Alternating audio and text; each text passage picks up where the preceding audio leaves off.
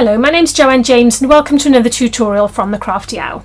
Today I'm going to show you how to make another box using your Stampin' Up! Envelope punch board and my new tool, Boxbuster, from the Crafty Owl. You can find Boxbuster at www.thecraftyowl.co.uk/Boxbuster.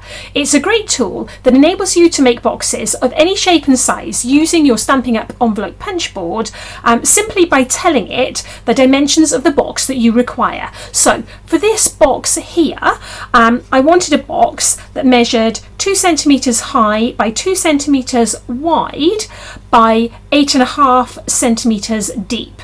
And the reason for this is largely driven by the contents. So if I open it up, I'll show you what's inside. So I wanted a box that would hold these cute little foil wrapped eggs, which go ever so nicely with my little tag that I made here using the Extra Spectacular stamp set. And obviously I needed to work out what size paper and I required and where to make my punch and score lines. So given that we have our box dimensions, so 2 by 2 by 8.5 or 20 millimeters by 20 millimeters by 85 millimeters, let's go to the Boxbuster and find out what size paper we require and where we should make our punch and score lines.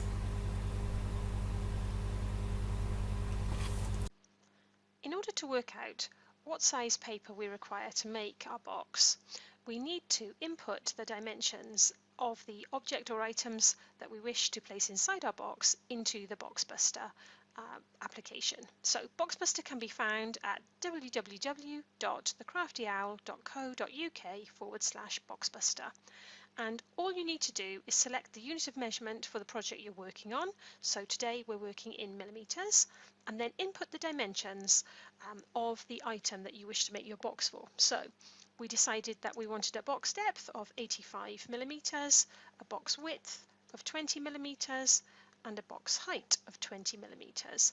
And then if we simply press the calculate button, and it instantly feeds back that we require a paper size of 124 millimeters squared, and that we need to make our first punch at 25 millimeters and our second punch at 53 millimeters.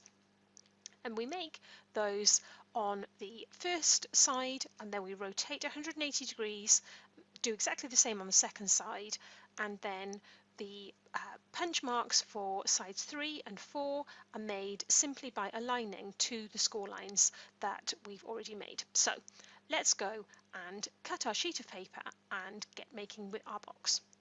So the Boxbuster tells us that to make a box that measures 20 millimeters by 20 millimeters by 85 millimeters, we need to start with a piece of paper that measures 124 millimeters squared by 124 millimeters. So, and the first punch needs to be made at 25 millimeters, which is slightly shorter than the metric markings because they only start at 3 centimeters or 30 millimeters. So to punch and score at 25, we need to just go 5 mil less, which actually lines up to the inch mark. So if we just place our paper, punch and score, and then our second punch and score needs to be made at 53 millimeters. So we move along like so, line up at 53, punch and score.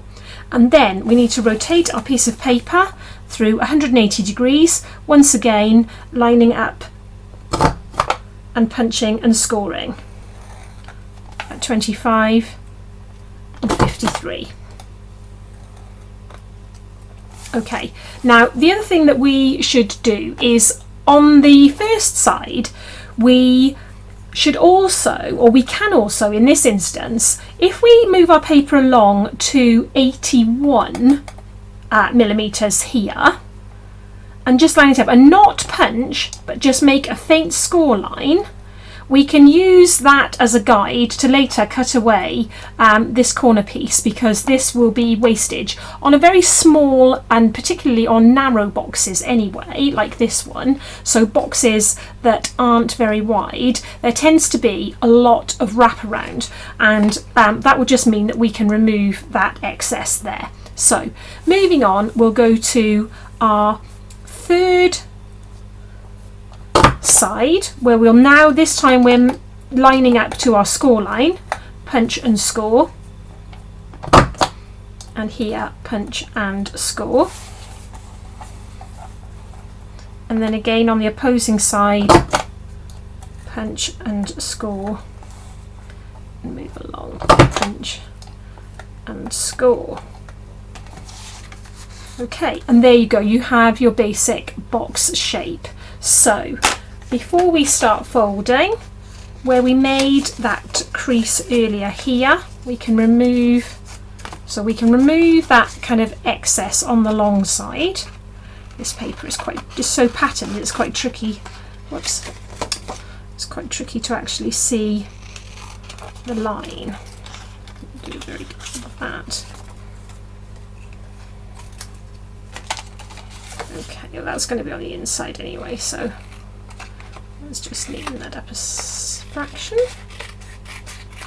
Okay, so we've got our basic box shape. So just as before, we now need to fold and crease all of these lines and attach our sticky strips. So